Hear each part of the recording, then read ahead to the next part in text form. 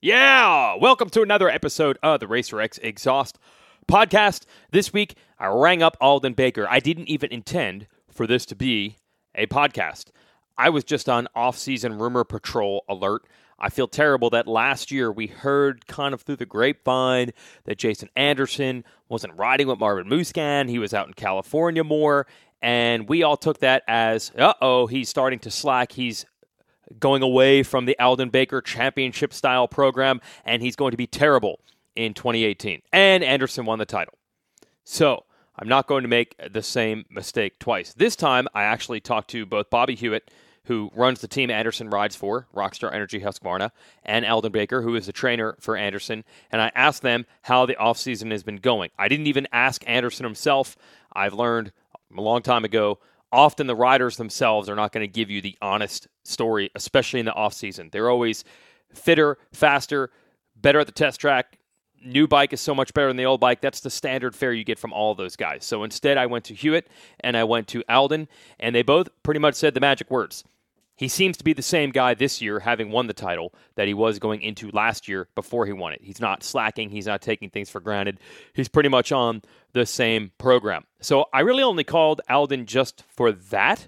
I'm working on a story upcoming in the magazine. But if you get Aldon on the phone, you might as well ask him about his other riders. And if you have him on the phone, hey, you might as well record it and turn it into a podcast. I didn't use the full audio hookup on this one. It'll be up to you if you can even tell that the audio is better or worse, but you could certainly understand what we're talking about. I do touch on Marvin Musquin, but I already wrote that up in our Racerhead column on Friday. As far as Marvin's condition right now, it's not a terrible knee injury. Aldon said that he does not have a PCL ligament in one of his knees, so that knee can get aggravated from time to time. According to Aldon, he didn't even crash. The bike, got kicked around left to right. He tried to save it, and he hurt his knee just doing that. He's got to deal with the swelling. Shouldn't require knee surgery and shouldn't be a problem by the time they get to Anaheim. But it's going to take a little chunk out of the off-season training program, and as you'll hear in this podcast, that is very important to manage for the trainer here. So it might make an impact. Not that he's not going to be out on the gate at Anaheim 1, but who knows if it will slow him a little bit compared to last year when Marvin Musquin won the race. I also asked Aldon about Marvin working with David Villemin now. Marvin has a riding coach, which we haven't really seen many riders on the Baker program also incorporate a riding coach. And Baker himself admitted that he was a little skeptical. How was this going to go? But he likes it. The best part about Villemin, and this is not a shock to anyone that knows him, he does not allow the riders to give any excuses. He is pure, unfiltered honesty. He walked uphill in the snow both ways to get to his riding lessons as a kid, clearly. So if the rider wants to talk about the motorcycle or wants to talk about the track being blown out, Le Cobra doesn't want to hear it. Get out there and do your work. So Aldon likes that part. He also thinks, look, Aldon's had a lot of success, but he is aware that when he tries to talk to the riders about actual riding, as he says, the riders get a little glint in their eye because they know that he did not compete ever in any sort of motocross competition at all, let alone as a pro. So even though he might see things or know things, it's going to be much more well-received if they hear it from another rider like Villemin, who reached the highest heights. He won Supercross races at the highest level, so that helps. And although no one will say exactly what Villemin and Marvin are working on, does anyone really have to guess? It's the whoops. I'm sure they're working on the whoops. That was Marvin's problem last year, and Villemin's very good in whoops and is very adamant about how good he is at teaching whoops and riding them back in his day. So I'd imagine that's one of the weaknesses they're trying to shore up. One other thing, Aldon actually thinks it's cool that they can communicate with each other in French. Maybe there's a little bit of massaging to the language that gets lost in translation, and they can work together a little bit there. As Aldon said to me, if I can pound on him in English and he can pound on him in French, maybe he'll be that much better. So on the Marvin side, the knee should be healed up. The Villemin thing is going well, and he should be good by the time we get to Anaheim. Again, I'm wondering if he'll be as good as he was supposed to be, but he'll be good enough. But the real point of this podcast, I was going to ask about Jason Anderson. We'll also talk about Cooper Webb and Zach Osborne as well. It's a little bit shorter than usual, but it's a lot of great information, including this podcast.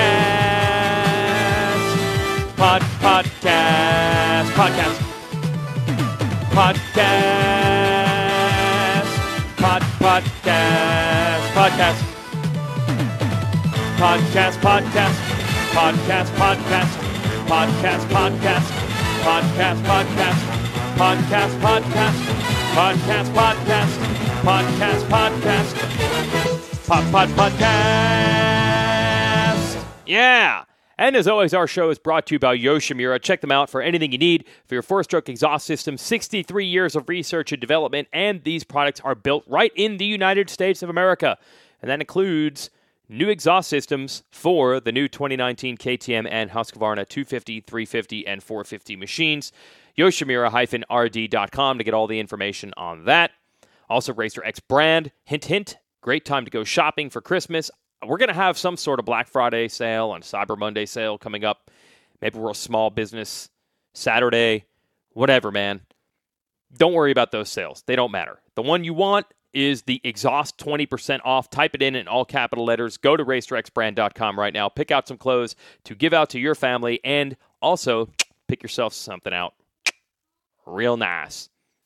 All right, here's the conversation with Aldon Baker. Is there anything different? Is there any complacency? Is the same focus and hunger before he won a title still there from what you can see? Yes, I would say from what I've seen so far, and yes, look, he has been on a little bit more of I'd say a hectic routine, which sometimes that in a way kind of keeps him under the radar because It's been a little bit different, obviously, with him doing Australia again, which he did last year. And then the Husky launch being a little bit late. Once again, he's dealing with, he wanted to be out in Florida a little earlier, but that couldn't happen. Same as Zach. So Zach is back here, but now Zach's off to Paris. And they both, and then, Jason's pretty much from Australia to Paris, and then they all come back here. But everything with regards to the commitment and the good part that I always see is and when a guy is not right underneath me, how quickly he downloads his training and how quickly I get the information on how his day was and all that, and I actually see an improvement there. So I'm actually, from my end, I'm a lot happier. I think the commitment is really there. Everything is really solid, So, the big telling point was once we all gelled together here in Florida a little bit more, that'll probably, but going off so far, I think he is really, and he does, he's not slackening off at all. In fact, I think, and once you have won a championship, you can win it. Yes, it's going to be tough to double up and back it up, but at least he knows he's already halfway there because he's done it, So he isn't under no circumstances in a disbelief that he cannot do it again. In fact, he's even more positive than I feel he was last year. Okay. Last season. Yeah. Last season, we heard that he was spending more time in California. He wasn't necessarily riding with Marvin and those guys as much. And then our perspective is always everyone on the outside knows what works. So as soon as we hear different, we think, bad. But obviously, it worked. He ended up winning the title. Was there any point last year when he was kind of refining his program? Did you have to go into that kicking and screaming, or did you agree, or did it take some negotiating? Well, we definitely, the only part that, for me, that got a little bit awkward, he was still following the program and doing everything in California, but it was the new bike, and he had to develop it. Okay. And I think that was a little bit more of a strain on him. Okay. Because he typically would rather not deal with all of that. Yep. But I got to give him credit. He took that upon himself as like, okay, I am the leader of the team, and it's not, I can't wait for the other branch of the factory, meaning like, okay, well, KTM will refine everything and then we'll get something that's sort of ready to go. Mm-hmm. They were both new bikes and they were both, had to be dealt with. So he took that on, and yes, it did take him longer to get that sorted out because, and I think he was torn at one point if he wanted to stay with the old one or even go with the new, and I know that was more of a stress on him, which related to him having to spend more time in California. And I know everyone thought, he's not going back to Florida, but there was a reason for that, and pretty big valid reason for that. Okay, so it wasn't really any... It was understandable from your perspective. Yes, no, that was all totally fine. The only thing is, when he did come out to Florida, was the thing, well, hey, man, I don't want to be race day with Marv every day. Mm-hmm. Knowing that Marvin was a contender, knowing knowing that Marvin had speed and that was going to be a challenge, and I had to work around that, but I was not blown away, and not that I didn't expect that. I knew at some point we are going to have guys that if they're in the same sort of scenario, and which they are, there is going to be some areas where they are not going to want to, show all their cards. And even from my end, I had to balance it out and they all do believe in, and as much as I believe that they need to be riding together as much as possible, because that's the only way they're going to sharpen their tools the best. But does that get a little bit uncomfortable? For sure, So that was the only area where I had to make an adjustment, was, how I put the two together and when, Gotcha. So beyond that, and I felt like they were still respectful. It was just stuff to do with on the track, And this year, I'm going to probably have to, like I said, I think it worked, and I felt like I got a good balance where I think everyone, worked pretty much together to get an understanding and to get the best out of them. But it had to be done just at a different sort of level of who I put together all the time, Yeah, one of the points you made when you were not happy about saying that there was friction in the camp was in previous years you had riders that were kind of at different stages. Like when you had Villopoto, Roxon was new, and Villopoto was champ, or Dungey was champ. Yes. So I guess it was a different scenario. You had two guys who had not won the title that thought they could win the title for the first time in the same year. Yeah, exactly. And I think we saw that.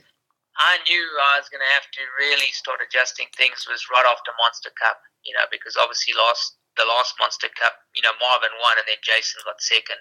And I knew, oh gosh, this is going to be interesting, because even though we look at that event as, yes, it's kind of a one-off and it's not, it's not the be of everything, but it still gave me an idea that, okay, so these boys are, and it's going to be a race with him. And I think they knew that. They knew that once Dungey sort of pulled out, and that was confirmed, they both had won races. So now what? Yeah. Yep. So, and then the other piece of the pie was I did have options available. Remember, so meaning I had, where I could separate them, and I have enough tracks where I can at certain times put one on one track. And that now, if there was no options, there would have been actually no. They would have just had to suck it up, But there again, as soon as you have more options, well, then But I think it worked out good, because I think there were times that they need to be, not just in each other's grill or racing for lap time, and not really working on sometimes their skill and their actual technique and focusing on themselves. And it's hard to do when they're that competitive. I've actually learned something myself here, and I think this will apply to you. So this ex-military guy in my neighborhood said he was going to start doing some personal training. This will tie back into you. It's not just a story about me.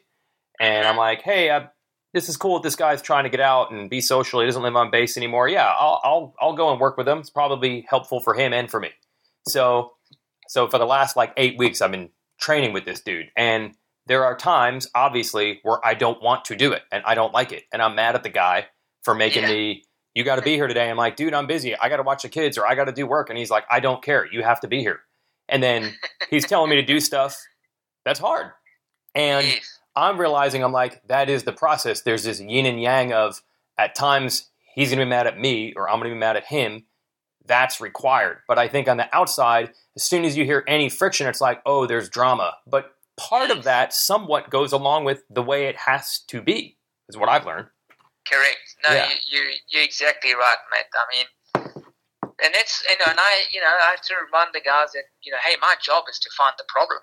Yeah. And so that kind of sucks, because they said, it's not often that you tell us that we're looking good. And I'm saying, well, with all due respect, my job is to find what looks bad, so, but I try and find that level. And there is times, and remember, as what you just seen there now, when you are under the gun and it is hard, and that, it's not pretty and it's not fun. So it's not like you guys are, we just love being around each other,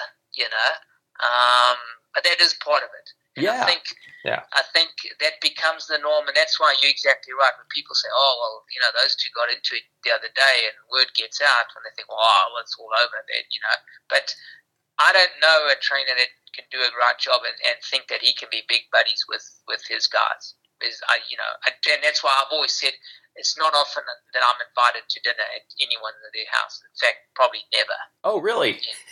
Yeah, no, that's not happening. Now, when I live even with Marvin in January, which is very kind of them to let me stay with them, it's, I have to make sure that I sort of peel out to give them their time, you know what I mean? Because it's not, I don't feel like Marv can totally relax around me, and I'm always looking at him thinking, where can he be better? And it's the same with Jason's and everyone, So it's not your normal happy, high five relationships. That's standard. But there again, there's a job that has to be done.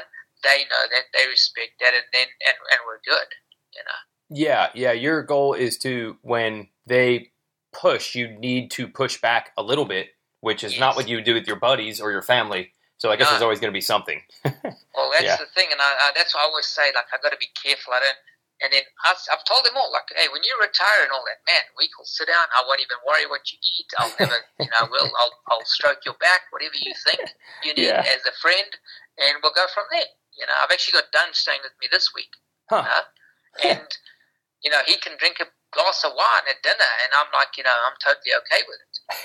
Where beforehand I'd be like, oh, there's no way in hell you're going to do that. Yeah. So, and I find he comes and does a little bit of gym with us, and I have to almost stop myself from going back to the old stages, So, but that's just part of it. Yep.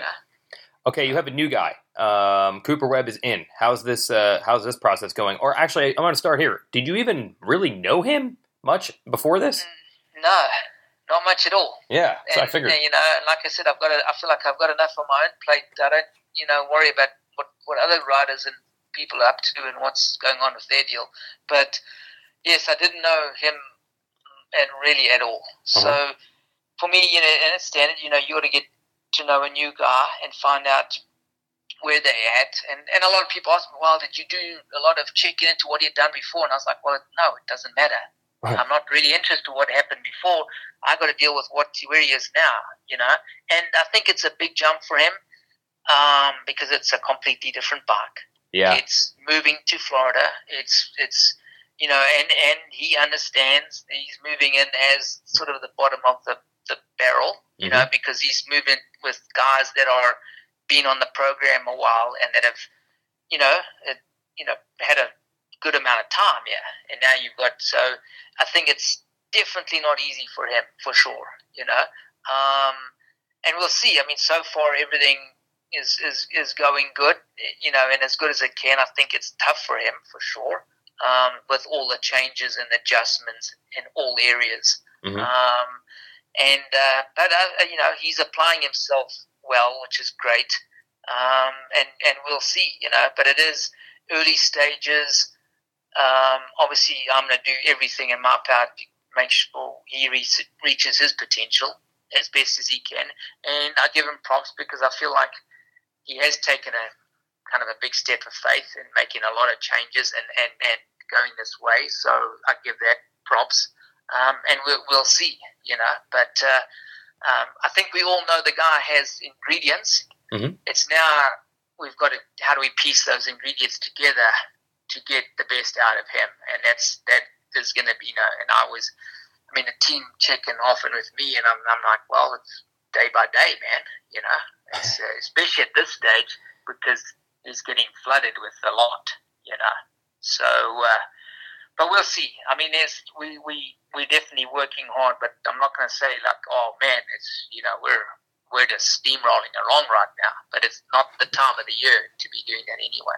Well, I think even Zach, who is not known as a slacker by any means, even said year 1 versus year 2, the load had to be different. He couldn't just jump right in wide open in year 1. Yes. No, well, that's the thing. So for me, I'm trying to find that little area where, okay, where is the the limit for the guy, and how can I squeeze everything to get the best out of him so that he can actually cope with what's coming. You know. Yep. And that is challenging me. But the good thing, I'm around him a lot. He is around. The one benefit with him not going off and doing other races too, I think helps. And it's needed because he, like I say, he hasn't got the base and the years that the other guys have already. So I think the goal there is how quickly we can try and get him up to where I think he needs to be and where we all know he's capable of. That is the challenge. And now he told me, and Marv said they're both getting along fine. They really didn't know each other that well. They had some on the track heat, but as people, they didn't really know each other. So they actually talk and bro down. Yes, no, that had to be straightened out before everything got started. Yep.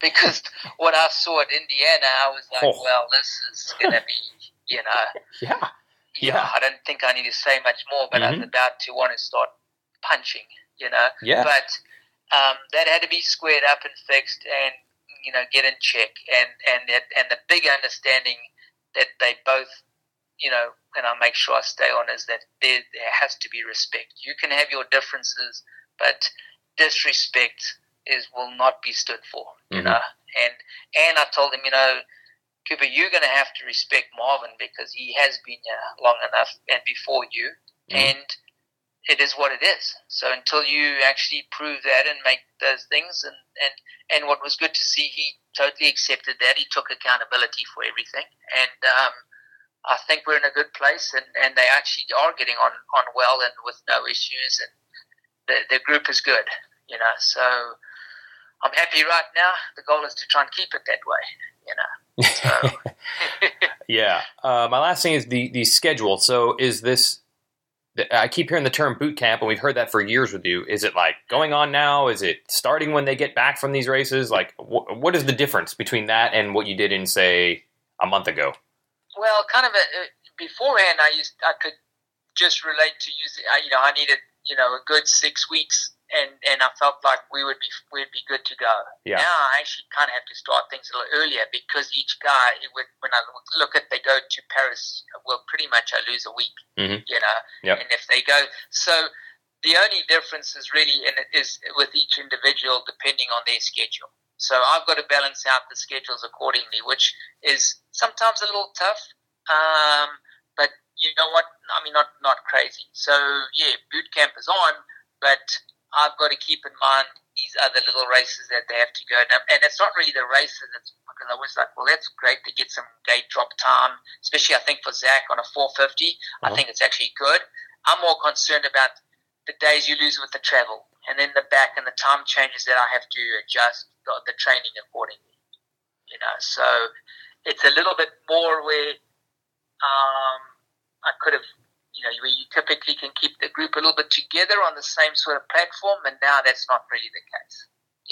Until basically after Paris, I think we're pretty much good to go, except, which has always been in the past, one of the guys, which is not a bad thing, like Jason has to go to the FIM Awards.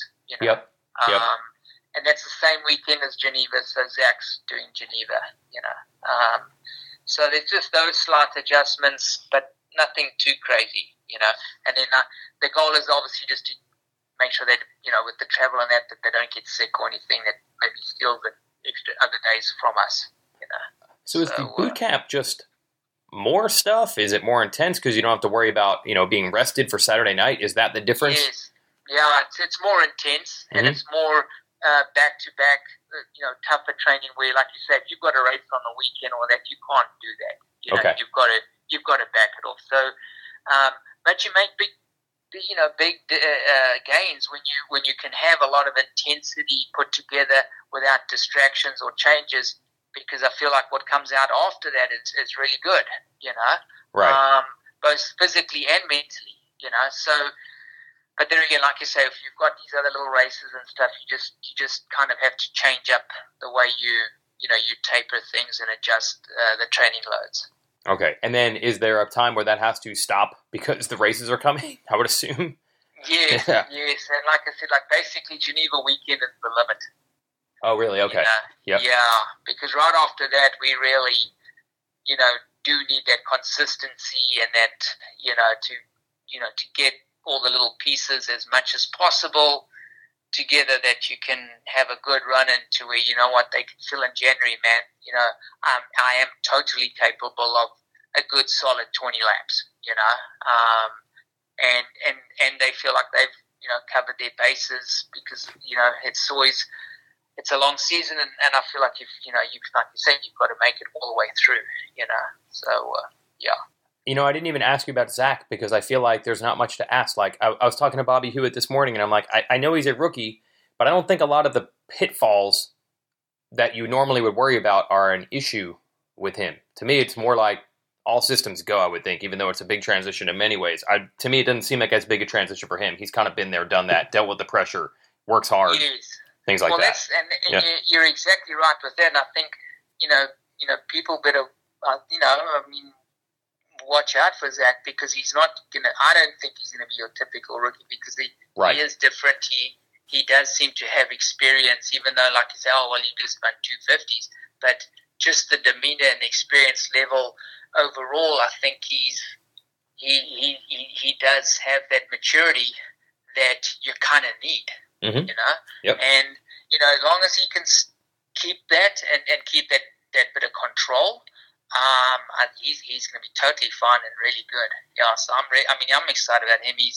The transition seems to be pretty, and I wouldn't say easy, but definitely, well within range, and I expect him to be, vying for the wins for sure. Oh, okay. This is not you're just here to learn. Who cares about the results? There could be some results here. The cool thing is he don't have the pressure of the rest. Yeah. Because it is a rookie year and he is expected to learn. Mm-hmm. But in a way, he's got all the attributes that he can be a winner. Yep. So that's going to be cool and interesting to see. And I'm like I said, I think he's going to.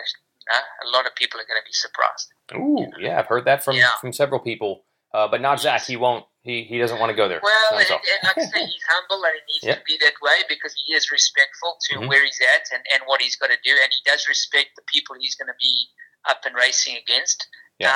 And I think that's a good thing. He's definitely not going to come in and he mustn't come in cocky, because that's not the case. He ain't been there, done that yet. Yeah. But the good thing with him, he kind of knows all that, and I think everyone, is going to kind of give him the room that he deserves to learn and to do his thing and all the rest. But I think it's really going to work as a huge positive for him. So that's the show. We'll be back with another one. Shane McElrath coming up also this week as well. I'm going to give you a twofer, so you have more stuff to listen to, so you don't have to listen to your relatives over Thanksgiving. That's my gift to you. Or you can get yourself 20% off at racerxbrand.com. Just type in exhaust in all capital letters. And Yoshimura's got some really cool exhaust systems, including the new stuff for the new 2019 KTM and Husqvarna 250, 450, and 350 bikes. They've got exhaust systems for everything. If you want an exhaust system under your tree for Christmas, you know where to shop. It's Yoshimura. Thanks for listening to the Exhaust Podcast. I'm Jason Weigandt. See you in a few days. Shane McElrath.